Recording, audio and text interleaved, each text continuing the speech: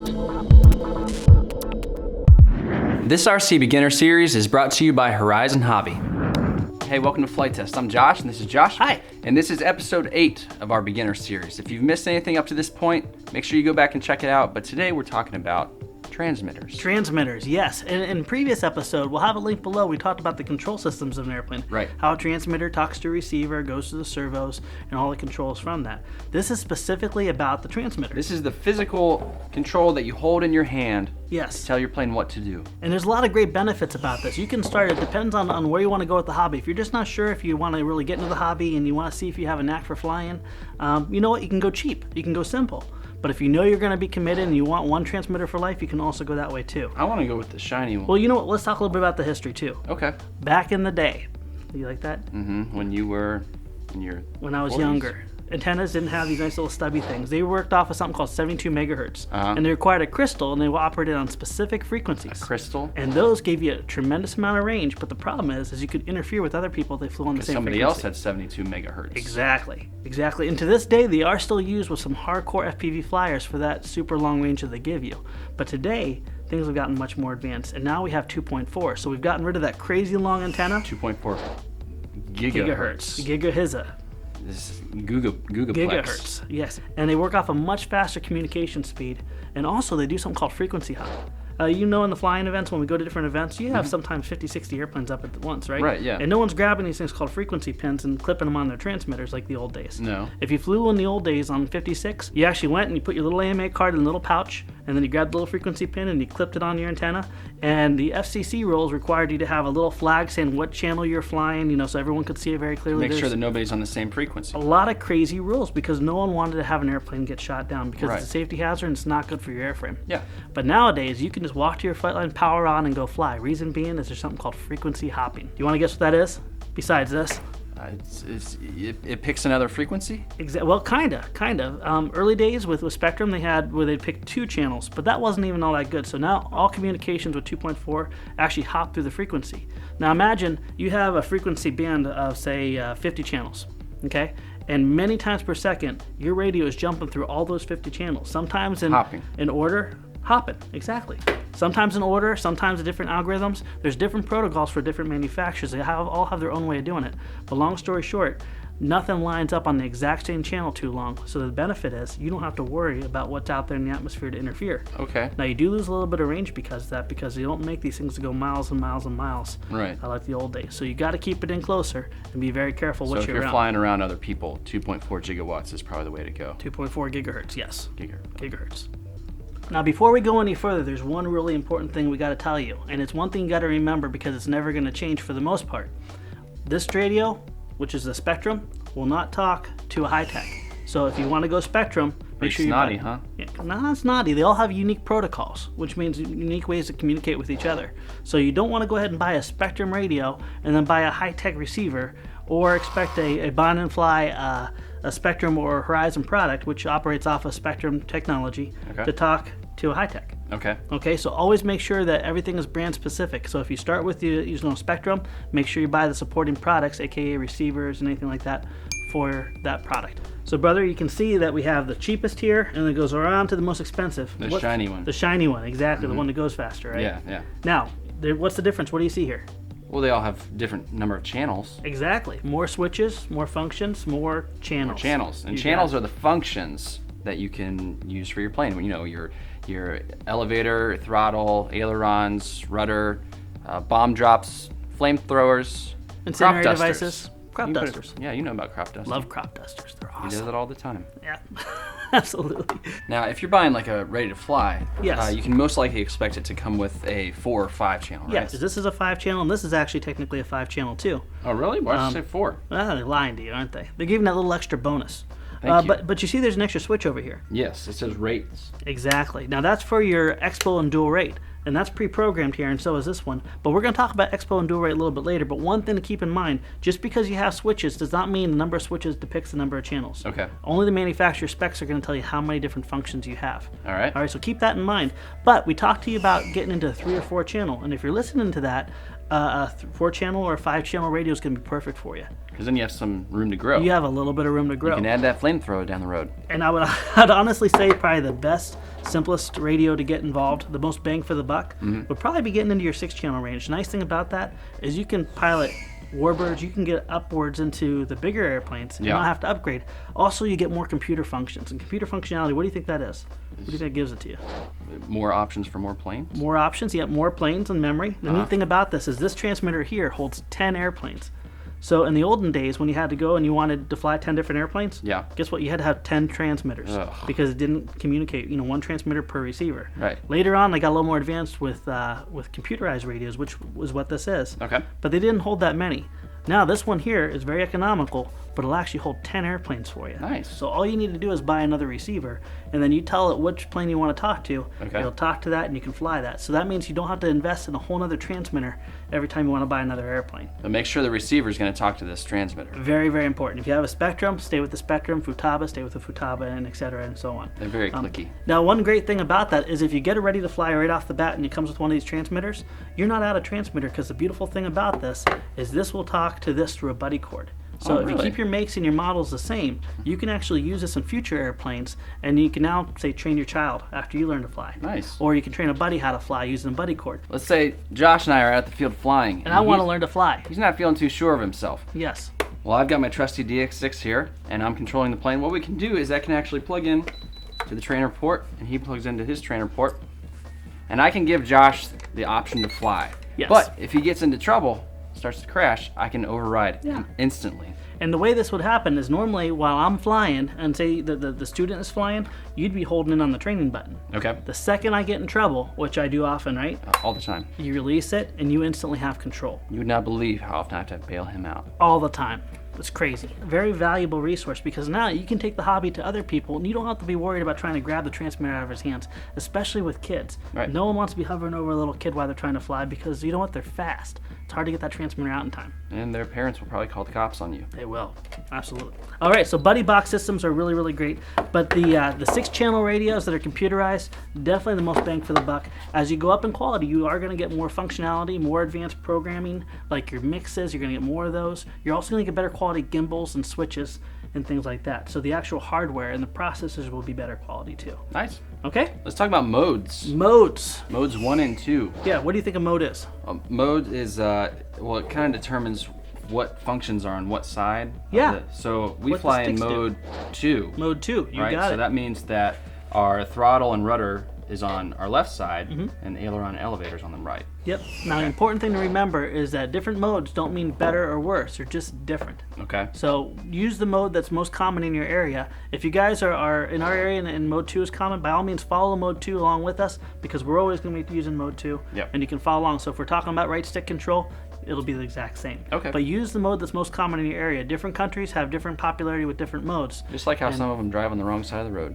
Exactly. It's not bad. It's just different. Yeah. Unless you're from a different area and you go into that area. And then it's wrong. Then it's wrong. All right, so if you're just telling me that this DX6 can be my friend for Yeah, life, 6-channel computerized. why should I pay more for, except for the fact that this one's shiny? Yeah, well, functionality and quality too. Let's just talk about the 18 here. So with this, you have 18 channels. Yeah. All right. You have virtually unlimited models if you're using the SD card. Okay. And you also have higher quality gimbals and potentiometers. You know what a Like gimbal is? The feel of it? The feel of it. Okay. Exactly. The spring tension, and actually, when you get more, you done? The gimbals, you can actually adjust the tension on the more advanced ones too. So that means if you have a custom feel that you want it to feel a certain way and have a certain resistance, you can change that. But moving on beyond that, you also have things like backlit screens. You have advanced programming. You have multiple mixes. You have throttle curve synchronization. You have a ton of different modes and setups. You also have really great extra features like sliding functions here. Ooh. Faster communication speed and better resolution, which means as you move this, there's more information being transmitted for a stick movement than a cheaper radio. Ooh. So there's a lot of different, and also like some radios have also 2 antennas in there, so you have diversity. Yeah. You have better chance of not losing communication too. Oh, nice. So imagine you're flying a $4,000 gasser someday. You don't want to be flying it with a 6-channel or a 4-channel. But also with the computer radios, you have more advanced programming. What we were talking about with the 5E here, this is a preset expo and dual rate. Yeah. You can't change that. You can't affect that, but this one you can. And you can actually have in multiple functions. You can have 3 different steps instead of 2. Okay. So as you go up there, you're definitely getting more quality. You're getting more opportunity to change your experience and fine-tune your airplanes. And other advanced radios even have touch screens that are backlit too. What? Touch screens. You got Get it. outta Look here. at that. You want to change your sub trim? You can. Just crazy. touching it away. So the more advanced you get, no, you can't touch this. This is Dave's radio. The more advanced you get, the more opportunity, more functionality, and also something called telemetry too. What's that? Well, have you ever wanted to know what your battery voltage is when your airplane while you're flying? Yeah. Telemetry can tell you that. Oh, really? Yeah, so when you're flying, you can be like, I wonder if my battery's getting low. And you can actually set up alarms or actually physically look down and they'll tell you live voltage from the airplane. Nice. And things like speed, there's tons of different functionality with telemetry. Cool. So the more advanced radios will give you that. Nice. Okay? Now, when you're determining what transmitter you're going to buy, Yeah. a good thing to consider is the price of the receiver that transmitter is going to be talking to. You're absolutely right.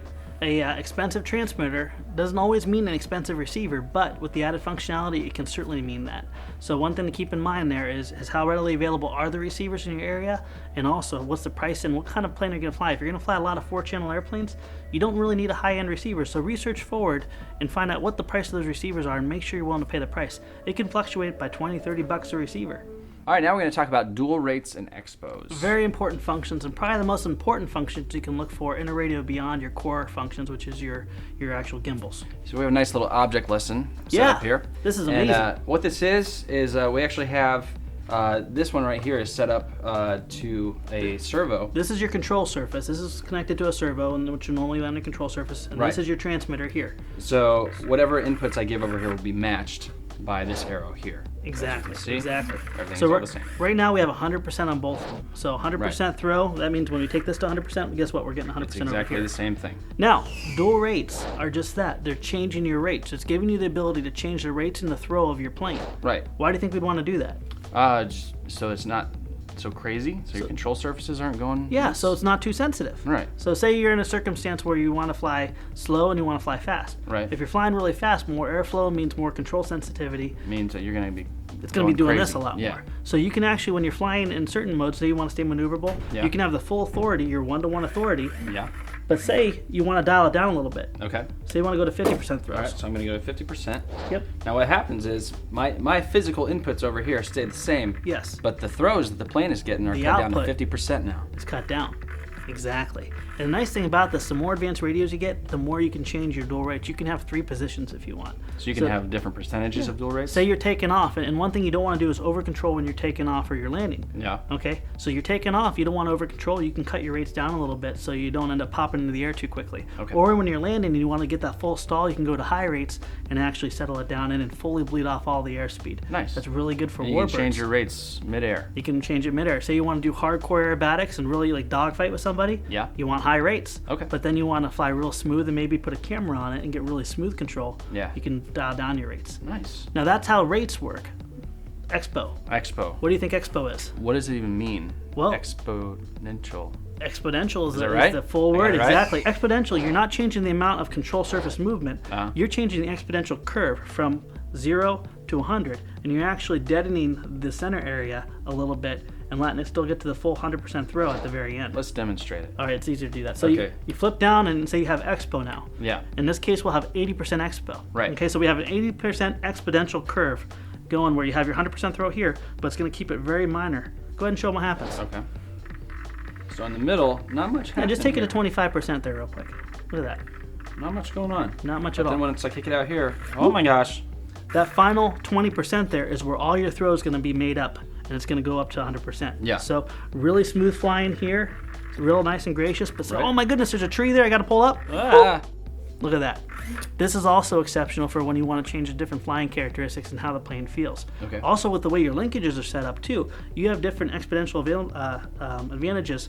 When this is moving this way, you have much more aggressive control of your controls, but as the linkage gets up more here, Yeah. you have a lot less. Okay. Because this isn't moving it forward laterally this much when it's on that final throw there. Gotcha. Okay, so you can deaden that area a little bit so it's not so sensitive on the center stick. Right. Okay, so exponential softens your stick a little bit, And So dual what kind of flying would you be doing that you would want to have this kind of setup? Expo and dual rate combinations are wonderful for flying wings and almost any airplane, but I love it on flying wings because one thing you want to do with a flying wing is you want to get really low and really fast and just shoot across the field. Yeah. Well, you don't want to go ahead and make adjustments. Yeah, so when you're doing that, you want it to be nice and soft and not a lot of big movements. Exactly.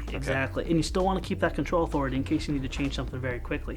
A well-dialed airplane is going to give you an amazing flight experience, and also you can fly different styles in one flight, not have to change a single thing. Nice. So you can go from taking off to aerobatics to combat to low passes, back to landing, all by changing your modes in midair. Awesome. On Expo setups, you're going to have positive and negative values, and this is where it's really important to read the manual because, say, on a Futaba, a negative value on Expo softens the stick, but on Spectrum, a negative value will actually make the center area more sensitive. So you have the ability to both soften the center area of your stick and actually make it. So you can do like the reverse of how we have it, where it's more sensitive here, more but sensitive in the not beginning. sensitive out here. Exactly. Okay. Not too sure why you'd want to do that, but always reading manufacturer specs. Some you go negative to get a softer stick, some you go positive, but you always have that ability to make the center stick more sensitive as well too. Okay, cool. So we covered expos, dual rates. Yep. We talked about mixing a little bit. You mentioned it. Yeah, there's lots of different mixes out there, but the most common is actually for your favorite airplane, isn't it? Yeah, for a wing. Yeah, and so if you're going to start with a wing, you want to make sure that you have a transmitter that can do mixing.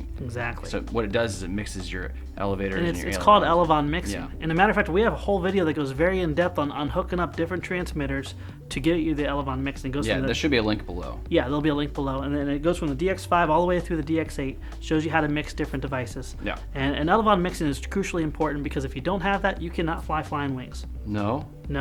Unless you build like a crazy slide tray. It's just because it's the awkward. two different control surfaces have to do different You got functions. two right? servos plugged into two ports. It has to mix those ports properly to get Right. elevator. So when you give up, both servos work in one function, but when you give aileron, the other ones work. They're different. Exactly. Yeah. Exactly. So make sure if you're going to start with a flying wing, have Elevon mixing. Check out the video below. Yeah. All right. Recap time. Recap. All right. So back in the old days, they used to use 72 megahertz. Long antennas, long range, but also frequency issues. You couldn't fly multiple planes at one time. Yeah. So 2.4 is the way to go now. 2.4 gigawatts. And there's also something called frequency hopping. What's Yes. frequency hopping? It's when it actually picks a different frequency when somebody else is flying on the same It frequency. goes through multiple frequencies very, very quickly, so you Right. don't have any interference. But every different manufacturer has a different protocol on how they hop from frequency to frequency, so make sure if you start off with a certain brand, you buy the receivers that communicate with that. A Spectrum will not communicate with a Futaba. Right. Number of channels. Yes. There's different transmitters have different numbers of channels. It's good to start with a 4 or a 5 Yes. if you're going to have like a 3 or 4 channel airplane, give you some room to grow. Yep. But you can hop up to a 6. A 6-channel computerized radio is probably one of the best bang for the buck. If you're going to get it ready to fly, most likely it'll come with a 4 or 5-channel radio that has a single model memory. Once you get up into the 4 channels, you're going to have multiple model memory. You're going to have some advanced parameters like dual rates and expos. Right. Know your modes. Know what mode is practical in your area. Yeah. We usually fly in 2, so if you want to learn what Two's we're good. doing. And what two's 2 good. is where the right stick has aileron and elevator, throttle and rudder on the left stick. But just choose the one that's most common in your area. If you get into it and there's no one really around flying, pick 2. Go along with us. So the price point for different transmitters all comes down to the functions that each one has. It comes down to how shiny they are. The gimbals, the quality of the actual hardware in there, the processors, the gimbals, the More switches. channels. More channels. The more you go up in these advanced features, the higher the price tag's going to get, but also the longer the radio is going to last, and it'll be less likely you need to upgrade your radio. Right. More memory storage as well. Also telemetry, where the plane can communicate with the radio and give you that information. Yeah. Dual rates and expos we talked about. Dual rates is when you kind of soften the so the input that you give kind of softens the output of the. Exactly. Dual rates, the higher the dual rate value, the less actual output you're going to have. So if you have 50% dual rate, when you move your stick 100%, you're only getting 50% of the movement. Right. But exponential is a little bit different. Exponential is when you have a certain area, like for example, we had ours kind of deadened in the center. Yes. So that bigger movements weren't so big on the outputs, if that makes any sense. Yeah, it softens the center of the stick. So basically, your movements around the center of the stick are very soft and minute, but if you go Once all you the way kick to to the the end, outside. there's an exponential curve. So you actually, at the very end, you still have your 100% or whatever your dual rates have been dialed into. Right. So. And mixing, if you're going to start with a flying wing, you want to make sure you have a transmitter that can do the mixing. Elevon mixing. Elevon, because you're going to have to use both both of them in different functions. And always check your manufacturer's manual too. They have key information like which way the expo goes, whether it's a negative or positive value, the different functions, the ways to mix it. All those parameters, all those instructions will be found in your manual. It's very important to read that. All right, we want to thank you guys for watching, and thanks to Horizon Hobby for sponsoring this episode. If you've missed any of the previous beginner episodes, make sure you go back and check them out because there's lots of helpful stuff there. A lot of amazing information. There's also links below too that go really far in depth, things like Elevon mixing, dual rates expos, and Flite. You can see all those things. So Right. check out the links below. Definitely. All right, we'll see you guys next time. See you next time.